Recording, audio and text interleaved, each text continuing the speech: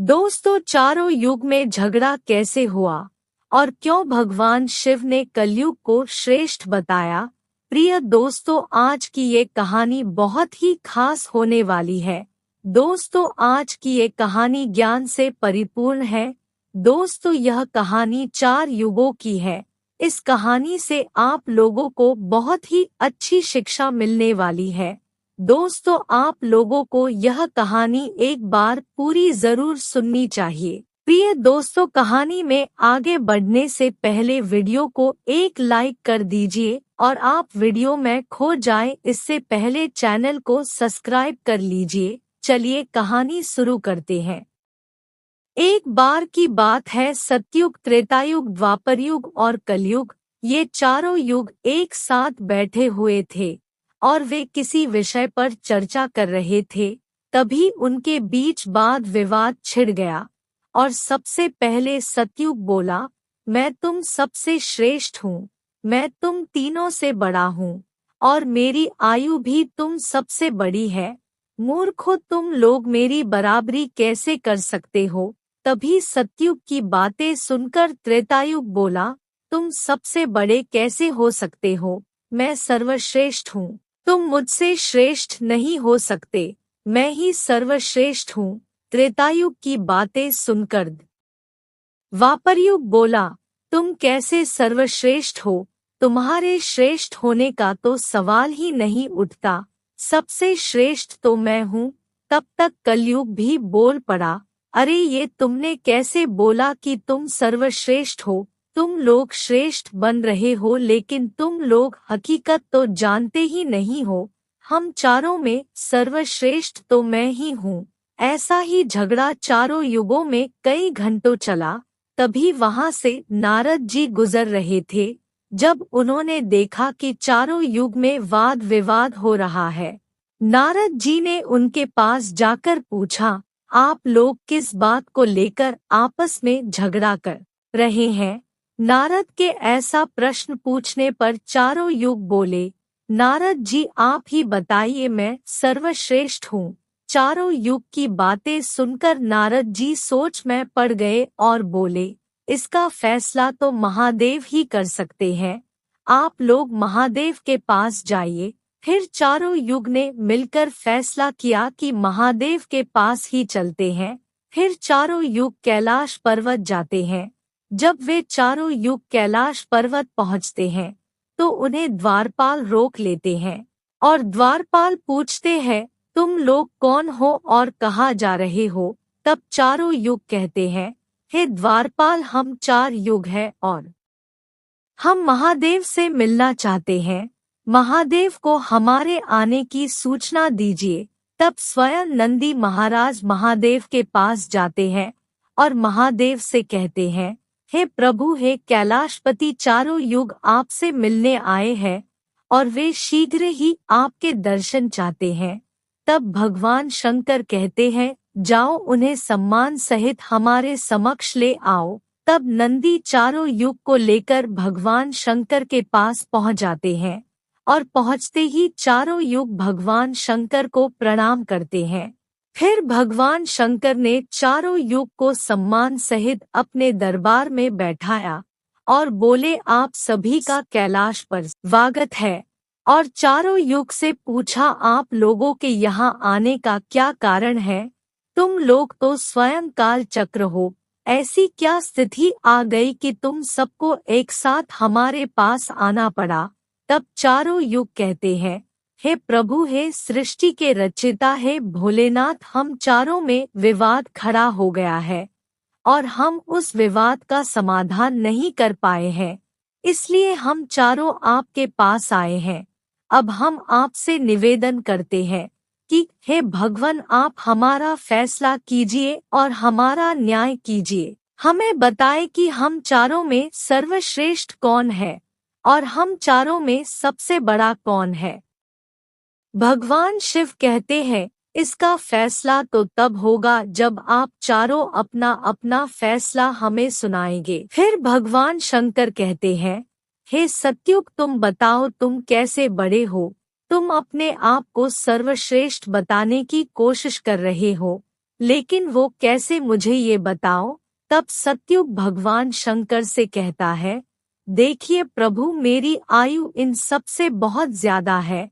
मेरी आयु 17 लाख वर्ष की है और मैं इन सबसे बहुत लंबी आयु का हूँ, और ये सभी युग मुझसे बहुत कम आयु के हैं, इसलिए मैं ही इन सबसे बड़ा हूँ।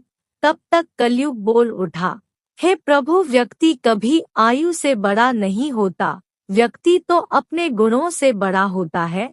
भगवान, मैंने तो यही सुना है।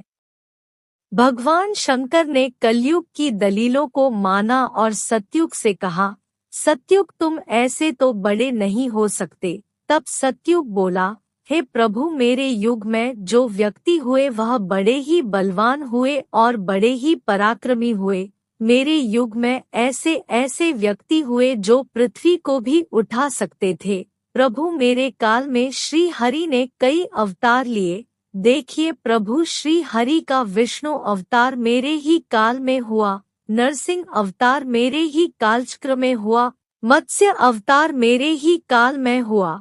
सत्युग की बातें सुनकर त्रेतायुग भी बोल उठा, नहीं प्रभु, क्या श्री हरि के विष्णु अवतार लेने से सत्युग बड़ा हो जाएगा? तो अवतार तो मर्यादा पुरुषोत्तम श्री राम का मेरे काल में भी हुआ था, जिन्होंने संसार को मर्यादा सिखाई। और तुम बलवान की बात करते हो। रावण और कुंभकर्ण जैसे महान योद्धा मेरे ही काल में जन्मे हैं। हे भगवान, सतयुग ऐसे बड़ा नहीं हो सकता। इन सब में सबसे बड़ा तो मैं ही हूँ। जब द्वापर युग ने त्रेतायुग की बातें सुनी तो वह भी बोल पड़ा, हे प्रभु, ये दोनों बड़े बन रहे हैं, लेकिन ये बड़े कैसे हो सकते हैं?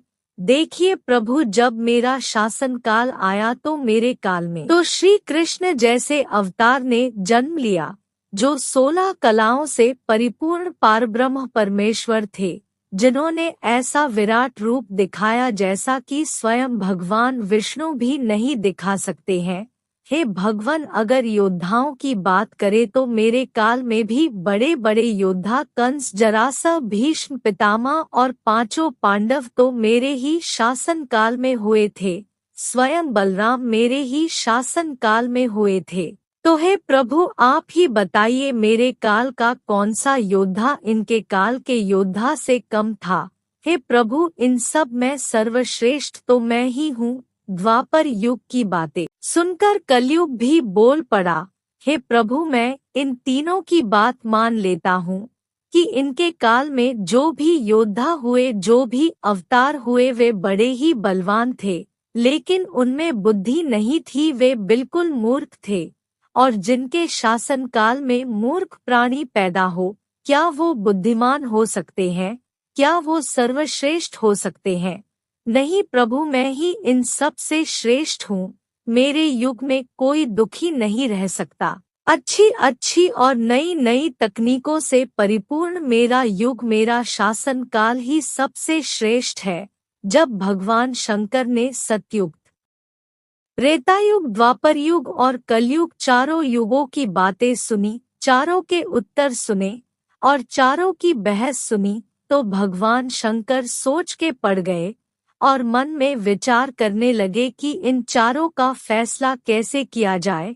तभी पास में बैठी माता पार्वती कहती है, हे नाथ, अगर आप भी इन चारों का फैसला नहीं कर पाए तो कौन करेगा इन चारों फैसला?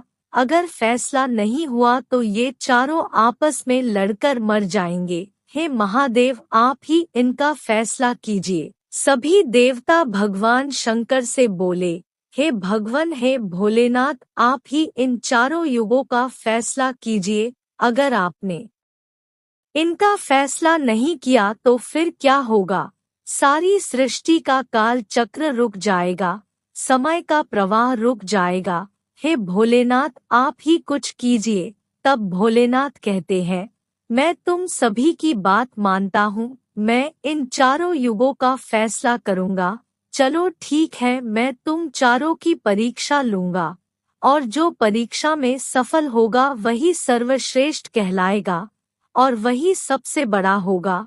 तभी सतयुग बोला, हे प्रभु, आप जो चाहे परीक्षा ले लीजिए। मैं परीक्षा देने के लिए तैयार हूँ। आखिर सबसे श्रेष्ठ तो मैं ही हूँ। तभी सतयुग की बातें सुनकर कलयुग महादेव से बोला, प्रभु हम सब भी परीक्षा देने के लिए तैयार है, आप तो बस परीक्षा लीजिए हमारी। चारों युग परीक्षा देने के लिए तैयार हो गए।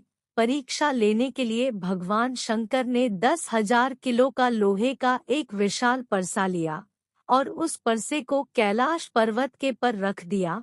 उस परसे के पास चावल का ढेर लगा दिया और भगवान शिव ने चारों युगों से कहा, ये तुम देख रहे हो न, तुम्हारी परीक्षा अभी हो जाएगी। फिर भगवान शंकर ने सतयुग से कहा, सतयुग मेरे 500 गण यह बैठे हुए हैं, इन रखे हुए चावलों को इस परसे में बनाना है और चावलों को तुम्हारे युग का व्यक्ति ही बनाएगा और मेरे यहाँ जितने गण हैं वह सब भोजन करेंगे। भगवान शिव कहने लगे, हे सतयुग तुम अपने युग का एक व्यक्ति बनाओ और उसे उस परसे में चावल बनाने के लिए भेज दो और हम लोग यहाँ खड़े होकर देखेंगे। भगवान शंकर की बात सुनकर सतयुग ने एक बहुत बड़ा बलवान पुरुष अपनी शक्ति द्वारा बनाया और उससे कहा, जाओ पुत्र तुम उस परसे में चावल बनाओ और भगवान शंकर के इन सभी गणों को भोजन कराओ। अपने महाराज की बात सुनकर सतयुग का व्यक्ति चावल बनाने के लिए परसे के पास जाता है। जब सतयुग का व्यक्ति परसे के पास पहुंचता है तो देखता है कि यह परसा तो 10,000 किलो से भी ऊपर का है, लेकिन वह सतयुग का व्यक्ति था, वह बहुत बलवान था। उसने एक बहुत बड़ी भट्टी खोदी और भट्टी खोदने के बाद वह आसपास के पेड़ तोड़कर ले आया और भट्टी में आग जला दी। फिर परसे को एक हाथ से उठाकर भट्टी पर रख दिया और फिर चावल को उठाकर परसे में डाल दिया। फिर उसमें पानी भी डाल दिया और चावल बना दिए और फिर जब विशाल मात्रा में चावल पक गए तो उस व्यक्ति ने जो सतयुग का था सभी गणों को एक कतार में बैठाया और सभी को पत्तल दी और सभी को चावल परोस दिया और उसने सभी को चावल से भोजन कराया और इस प्रकार उसने अपना कार्य पूरा किया। और फिर सतयुग का व्यक्ति अपने मालिक सतयुग के पास जाता है और कहता है, प्रभु मैंने अपना कार्य पूरा कर दिया है और अब मैं जा रहा हूँ। सतयुग कहता है, ठीक है पुत्र। भगवान शिव और अन्य लोग यह सब देख रहे थे। अब भगवान शिव त्रेतायुग से कहते हैं, हे त्रेतायुग अब तुम अपनी शक्ति से अपने युग का एक व्यक्ति बनाओ और उसे भी वहां रखे हुए चावल बनाने के लिए भेजो और मेरे 500 गणों को पेट भरकर भोजन करवाओ। ये जो भट्टी पर परसा रखा है इसे मैं अपनी माया शक्ति से हटा देता हूँ और इसके समान ही दूसरा परसा वहां रख देता हूँ। त्रेतायुग कहता है, ठीक है भगवान जैसी आपकी आज्ञा। त्रेतायुग ने भी अपनी शक्तियों के द्वारा एक विशाल योद्धा कुंभकर्ण जैसा बनाया और उसे आदेश दिया कि वहां 10,000 किलो का परसा रखा हुआ है और वहीं उसके पास हजारों मन चावल रखे हैं। तुम्हें उस परसे में चावल बनाने हैं और समस्त गणों को भोजन कराना है। त्रेतायुग का व्यक्ति भी बड़ा बलवान था। स्वामी का आदेश पाते ही त्रेतायुग का व्यक्ति परसे के पास जाता है और एक विशाल भट्टी खोदता है और आसपास के सूखे हुए वृक्ष तोड़कर भट्टी में आग जला देता है। फिर इसके बाद वह दोनों हाथों से परसे को उठाकर भट्टी पर रख देता है और फिर उस परसे में चावल डाल देता है और फिर वह उसमें पानी डालता है और जब चावल पक जाते हैं तो समस्त गणों को बैठाकर उन्हें पत्तल देता है और फिर उन्हें पेट भरकर चावल से भोजन कराता है। जब सभी गणों को भोजन करा देता है उसके बाद अपने स्वामी त्रेतायुग के पास जाता है और कहता है, प्रभु मैंने सभी गणों को भोजन करा दिया है, अब मेरा कार्य समाप्त हो गया, अब मैं जाता हूँ। भगवान शिव ने अपनी शक्ति के द्वारा परसा हटा दिया और उसके समान ही दूसरा परसा वहां रख दिया। भगवान शंकर अब द्वापर युग से कहते हैं, हे द्वापर युग, सतयुग और त्रेतायुग ने अपनी परीक्षा दे दी है, अब तुम्हारी बारी है परीक्षा देने की। द्वापर युग, अब तुम अपनी शक्ति के द्वारा अपने युग का एक व्यक्ति प्रकट करो, और वहां पर 10,000 किलो का परसा रखा हुआ है और उसके पास ही हजारों मन चावल रखे हैं। तुम अपने युग के व्यक्ति को चावल बनाने का आदेश दो, और जब चावल बन जाए तो मेरे समस्त 500 गणों को भोजन कराना है।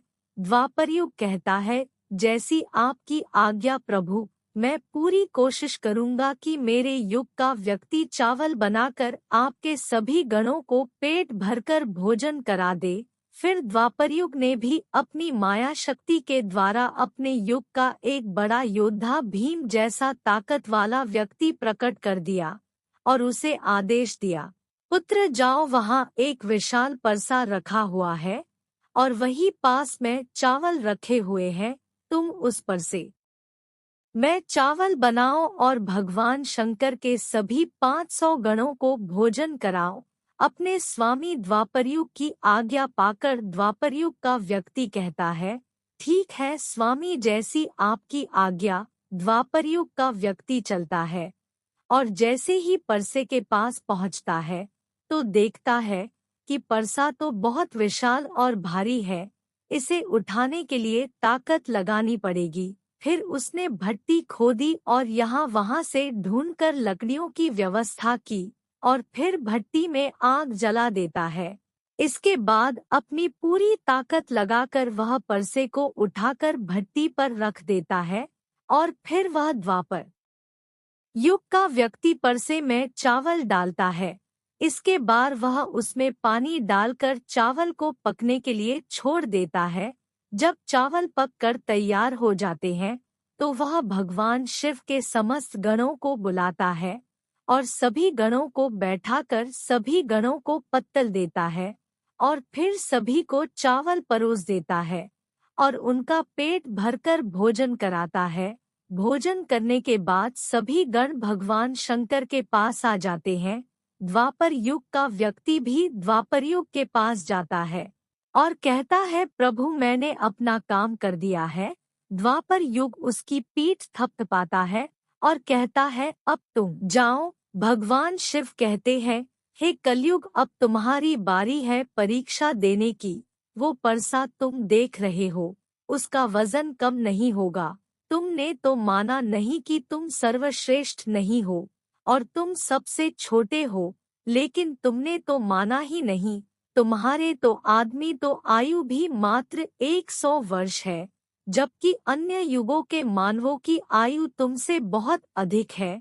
सतयुग में मानव की आयु 1,00,000 वर्ष होती थी, वही त्रेतायुग में आयु 10,000 वर्ष होती थी और द्वापर युग में 1,000 वर्ष। लेकिन तुम्हारे युग में मानव की आयु मात्र 100 वर्ष ही है और तुम्हारा आदमी भी छोटा है। भगवान शंकर की बात सुनकर कलयुग बोलता है, हे प्रभु, हे भोलेनाथ, मैं मानता हूँ आपकी बात सही है, लेकिन परीक्षा से पहले ही आप मुझे इस प्रकार से हताश न करें।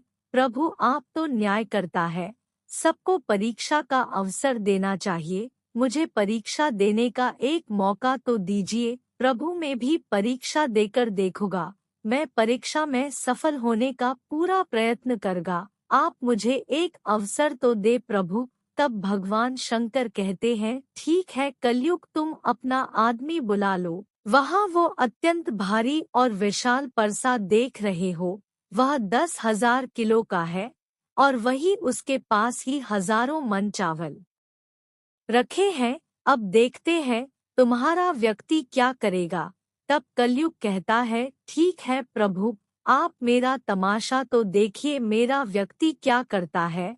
तभी सतयुग, त्रेतायुग और द्वापर युग हंसने लगे और कहते हैं कि आज का ये छोटा सा व्यक्ति, जिसकी लंबाई मात्रा 3 हाथ है और जो बहुत ही निर्बल है, ये इतना भारी परसा कैसे उठाएगा।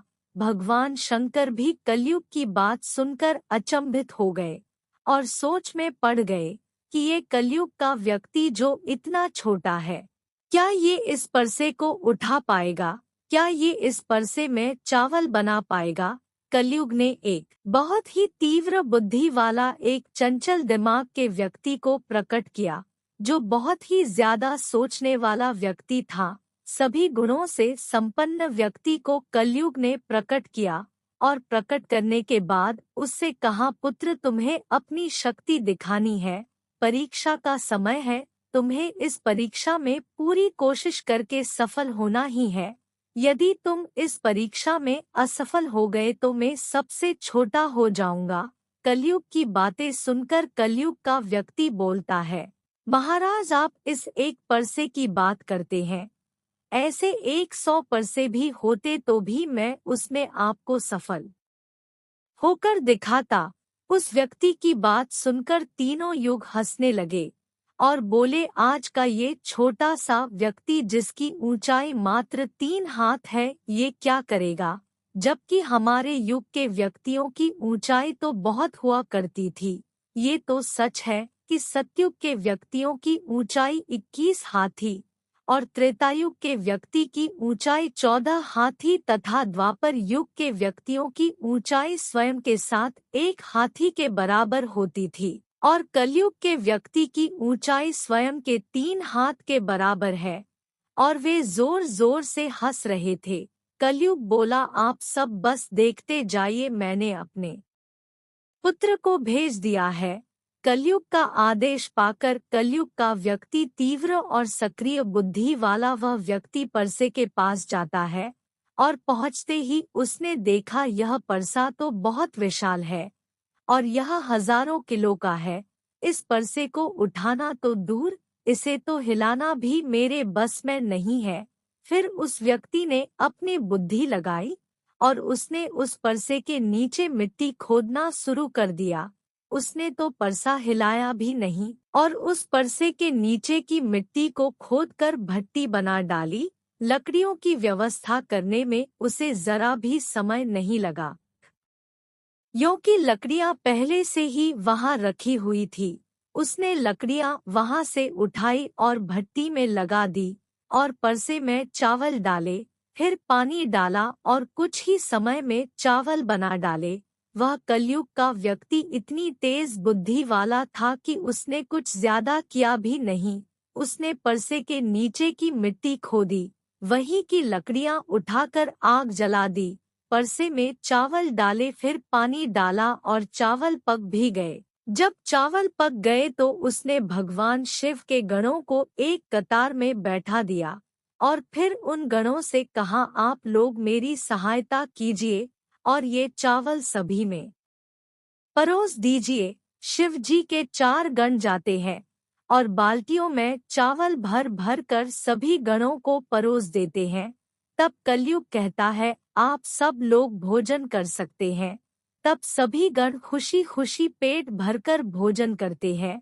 फिर कलयुग का व्यक्ति शेष बचे हुए 4 गणों को भी भोजन करा देता है और फिर सभी गणों को भोजन कराने के बाद उस परसे को साफ कर दिया और फिर उसे वही छोड़ दिया।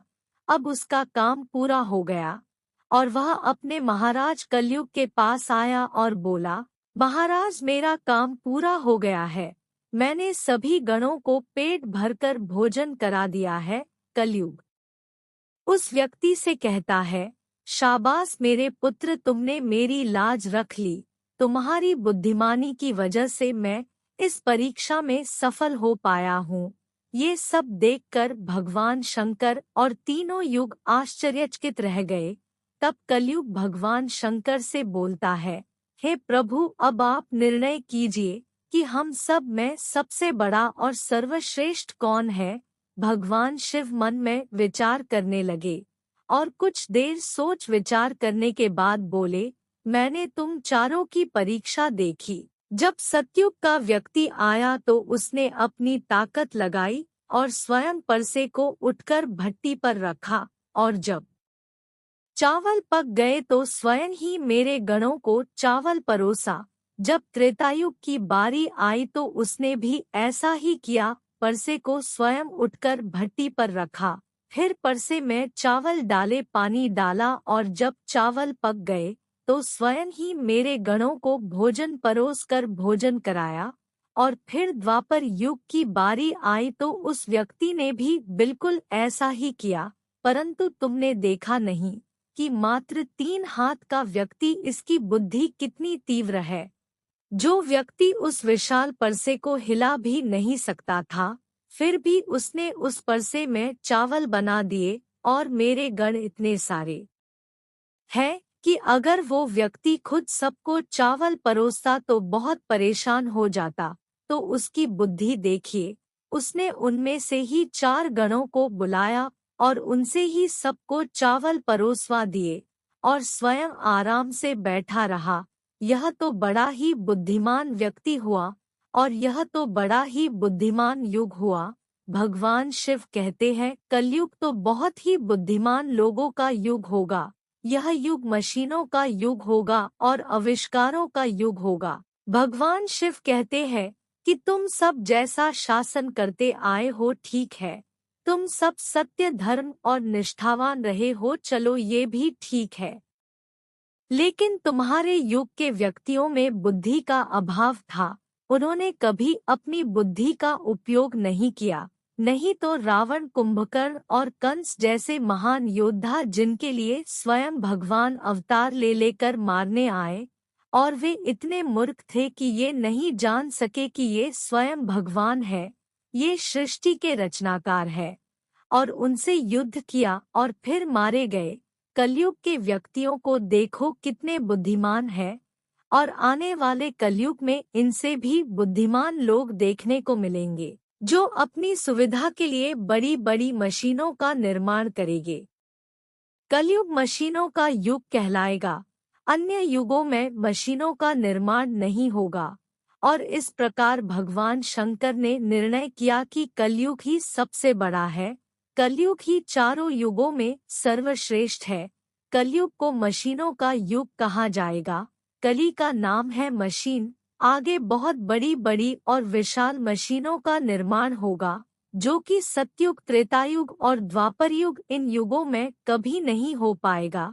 भगवान शंकर की बात सुनकर चारों युग उनकी बात मान लेते हैं, और भगवान शंकर को प्रणाम करके अपने अपने धाम को लौट जाते हैं। दोस्तों, ये वीडियो आपको अच्छी लगी हो तो वीडियो को एक लाइक करके चैनल को सब्सक्राइब कर ले, और कमेंट में हर हर महादेव जरूर लिखे। अंत तक देखने के लिए धन्यवाद।